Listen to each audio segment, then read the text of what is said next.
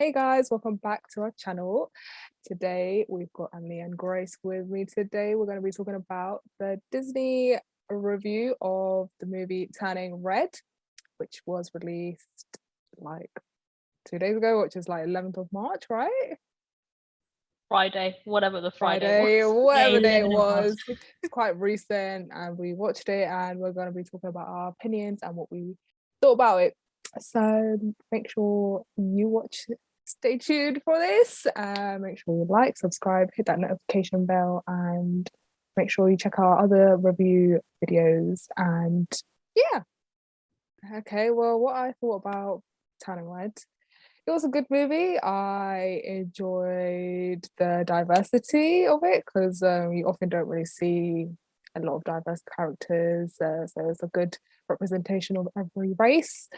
I like that friend group as well. It's kind of cute. I love how they're also like supportive no matter what. Like, I don't want to, I don't want to give spoilers because if you haven't watched it, you got to watch it first. But like, I do like the fact that even if she changed, like May, her friends were still supportive and it was kind of cute and I love that and it was funny as well. Like even if there were like serious topics, it was still portrayed in like a more entertaining side of it. So I liked it.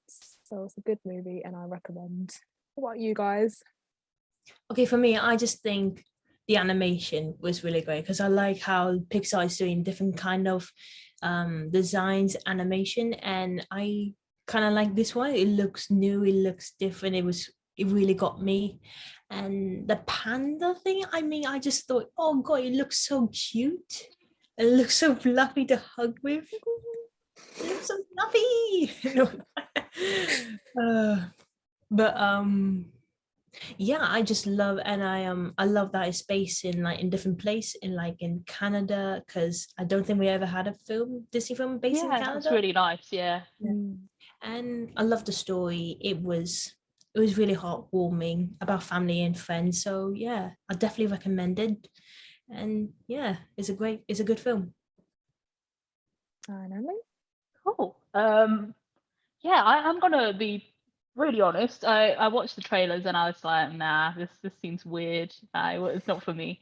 But I watched it on Friday, really early, first thing, and I actually really enjoyed it. So if anybody's put off by the trailers, don't be, because the movie is actually really good.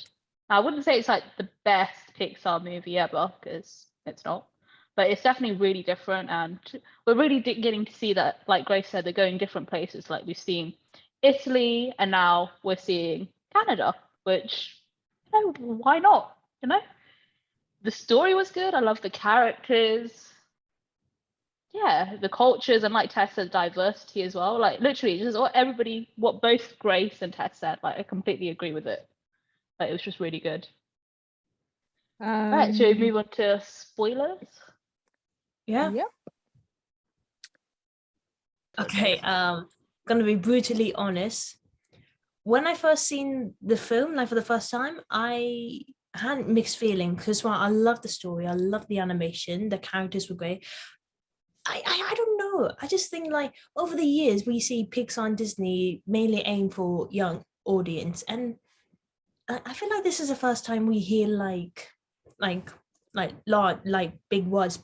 Young kids don't really say like crap and all that, and it's really open about like young girls like going through changes like puberty and stuff. So like I thought like that was a big step for Pixar to take, and while that I think that is kind of like a good turn. Like for me at first I thought like maybe like this isn't kind of like a thing like for young kids to know really. I mean you could do that as like a secret agenda in the film, but I didn't know if they were gonna actually be open about it. And not trying to be rude or anything, but I don't know, I just felt like I try to look back and think like, would I be like kind of be uncomfortable like learning about these things or like listening about it in a film? But then I watched it again today for a second time, and I just thought, you know what, this is actually quite okay, because mainly some girls probably need to understand these things. I'm not sure how boys will find it, knowing about girls changing, but I think it's like it's open. It shows girls like it's okay when there's changes, and there's some human funny scenes in it, and some really like kind of crazy things like girls dancing and like talking stuff. And I just try to think back to my like when we were all teenagers, like were we crazy like that, like dancing or like just doing crazy stuff? I don't know, but I wasn't at that level. no, But- but yeah, like, definitely no, but like, did we Yeah. ever come? No, but did we all come to that stage of like talking about like boys and like stuff like that? Because I don't think I was, so I'm not sure. No, not if at this the age. is at No. this, like at this kind of year.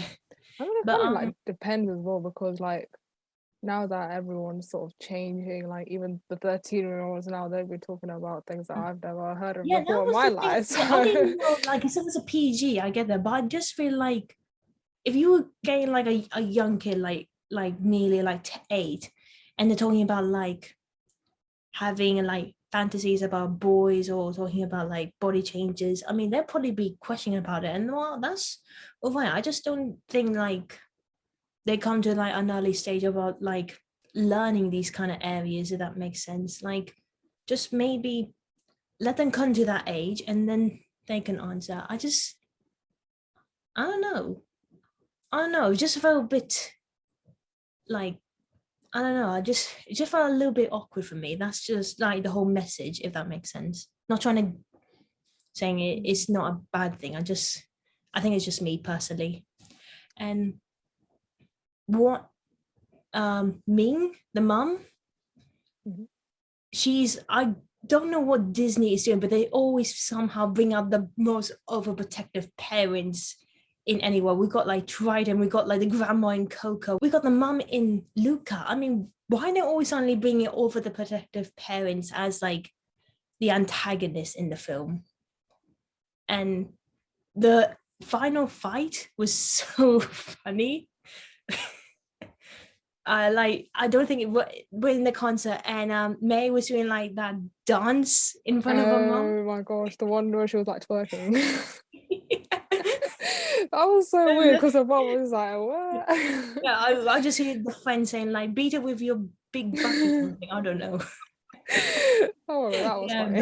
but I like the mum. I mean, she's an understanding character, but I feel like, oh, there was just times I like, oh God, please don't do that in front of public. Like, Mm.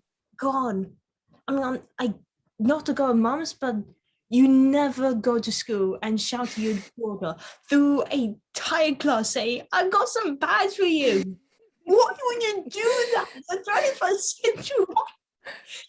I think the most embarrassing one was when she had the drawings and took it to the Mhm. boy. Oh, That I one was had- oh, no. embarrassing. Oh yeah, that was just I that would- was the red warning that he needs to get some therapy.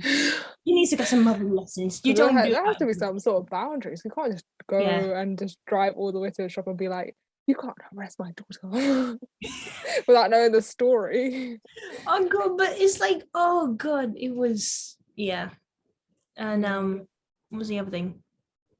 I do actually kind of like and kind of respect how May is always being so, she's always been so like supportive and being respectful of her family, like her wishes, trying to always make them happy, because that's everyone really, because we can relate to that. We're always trying to live up to our parents' standards. We're always trying to seek their approval. We're always trying to make them happy, because they always made us happy and gave us like food, shelter, everything. So I think there are times in the film where you actually feel it feels relatable. And so yeah, I did have mixed feelings for the film, but after watching a second time, I actually come to respect that. And I think I said it was like a 5 out of 10, and now I want to change it to like 7 or 8 now. So I'm happy yeah, it's to hear actually that, pretty because I good. was like 5. I was like, that's a bit harsh. No, it was just Yeah. I think it's just me. Like at first it was a bit awkward, but then it just grows on you a little bit. I mean, in terms of like the puberty stuff and like bringing up like periods and stuff, I feel like it was good because I think this is something that parents need to be a bit more open about. Like I know there are going to be parents who aren't going to be as open, but you can see how supportive her mum was, which is really good. I didn't really mind it because I think if I was like 6 or something, I wouldn't really understand it, and that's fine. But that's something that children who are a bit more older, who probably maybe it depends on when they find out about the whole thing, but it's something that they can relate to as well. So I actually thought it was quite good that they included it. Yeah, I was going to agree as well because I feel like when I had my first talk with the teacher in like year 6, I didn't really understand what it meant. And I think nowadays people need to sort of give people that education of what it is, because later on then you have to teach yourself because not a lot of parents give that talk. So I feel like with movies or any other like way of like communication, I think it's a good thing. So I think the movie is good to show you how there are changes that will happen and it's okay, it's normal. So I think it was okay, but everyone's different. So yeah. But yeah, I agree with Emily. Yeah, and also I don't think it's something that some girls just don't really like learning about or like hearing that you know they are going through the change. So it's reassuring as well, I think, to kind of, I mean, I know the movie is not real, it's fictional and everything, but like, you know, it does deal with like things that happen in the real world. So that was good. Yeah. I think for me personally, I thought the movie started really good. I was really hyped and hooked onto it. But then my sort of like enjoyment sort of like fizzled towards the end. Like, I don't know, like if I was to say like it started off like there and then it went like sort of like that, like, you know, that sort of thing. Like it didn't I don't know why. Maybe I just think the ending maybe could have been a bit more something. It could have been something else, but at the same time I'm like, what could that something else have been? But Yeah, I don't think you can I'll be like ending about a giant panda versing against a ginormous panda in a concert. So I just wondered after that scene, what my first thought was like, what would they do if the police and the government gets involved? Like, how would they handle? That's what I was thinking too. Like, but yeah, and I don't know. There is this documentary. It's like I think it's called "Embrace the Panda" or something. Like it's on about like the film and like how it was made and all that sort of stuff, like the directors and the cast and everything. And I haven't watched it yet, but I will because it seems really interesting. But there was something I heard that a lot of the things that are mentioned, actually, the whole movie is based on the director's experience herself as a Chinese girl growing up in Toronto. So I quite like that. Like it sort of had like a personal meaning, like, and it's something that the directors actually like lived through. Like this is her experience. Like, of course, she didn't turn into a red panda and stuff, but like the themes and the stuff that were dealt with like in the film were actually relatable to her and probably to other girls as well around the world. That's not me, but you know. But yeah, that was nice. Yeah. So what would you give the rating? I'd say a 7. Yeah, same. I think I would give it a 7 as well. I couldn't get, is that boy band like an actual boy band or is that just a boy band No, for the movie? it's not, Like, but they had like famous like singers in it. So like it had like Jordan Fisher in it, who he and the other singer who wrote the songs for Encanto. They both like sometimes sing together. I think they did a reversion of You're Welcome for Moana, and he's quite a good singer actually. That kind of reminds me of something. I remember something from behind the scenes about how like, because I think the film is based in like around 2002, and they say like how girls are always obsessed with like boy bands, and I just think that's true. Like we were obsessed, like some girls were obsessed with like Backstreet Boys One I Direction. remember back in our school how we One got obsessed with One Direction. One Yeah. Direction.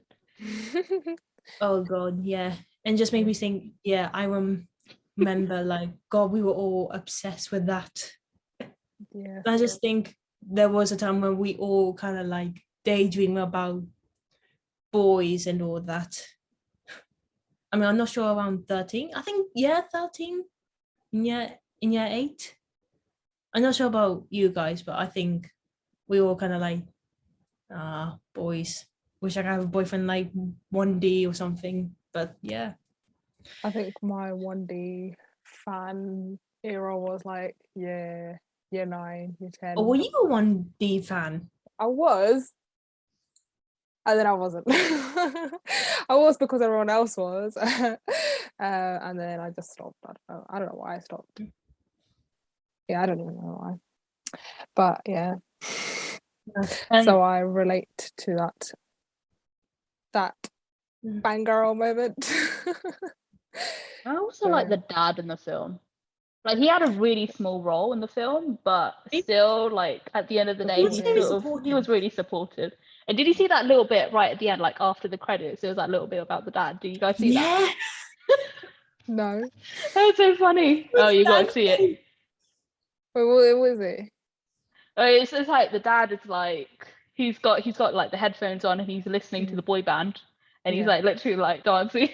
I think she goes in and she's like, Dad, have you seen my tape or something, like, you know, like the tape, CD, whatever it was. Yeah. And he's got it because he's a fan now. The Mermaid did caught me off a bit, but I just like, I mean, everybody liked the Little Mermaid, so nothing wrong with that. But yeah, it was good. Yeah, definitely a good start to 2022 from Pixar and just from Pixar, I guess. As Disney had Ice Age, so actually the animation was quite like kind of funny in some ways. Like when we see like May like sweat, we actually see the sweat. Or like if she threw a ball or I was like flying through, we actually see like fast like air like passing by. It was just the animation was like very creative and colorful at the same time. You know what else I kind of admire is that like it kind of like brings out like another kind of like religion in it. Like we hear like Coco like the land of the dead and what they believe in, and like when they believe, and in this one when we like talk about like the like Chinese like spirits and gods, like we hear that from like the Mulan like ancestors and all that, but this like we kind of like see like a more like a little background in a way, and I just thought that's quite nice because we I don't know, it just kind of shows like more of like we need more like different kind of like backgrounds and like see more like beliefs and like religion, because I think that kind of like shows people like what like just what other stuff like there is like to believe in, and like it makes you more aware of like the traditions and cultures, like everyone's so different. Yeah, exactly. Yeah, that's what I was meant to say. Does anybody want a sequel?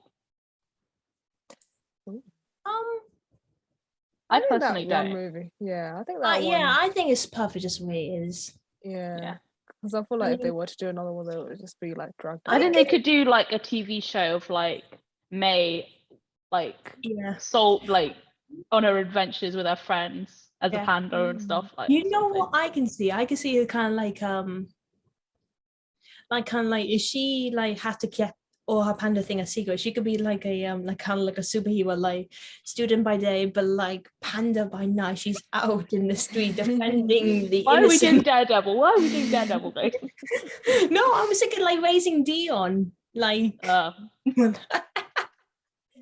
but that's my first thought. Like she just pops off and then pops it back to ordinary. It's just a thought. That's a pretty clever idea. Hey guys, just wanted to say a big fat thank you to all the viewers for giving us over 100 views for our Disney debate on does Belle have Stockholm Syndrome. Make sure you guys watch that and check it out and check out our other debates. So thank you everyone. Thank you all. Thanks to you guys. Thank you so much. Big love. Our fans. Thank you. Wherever you are.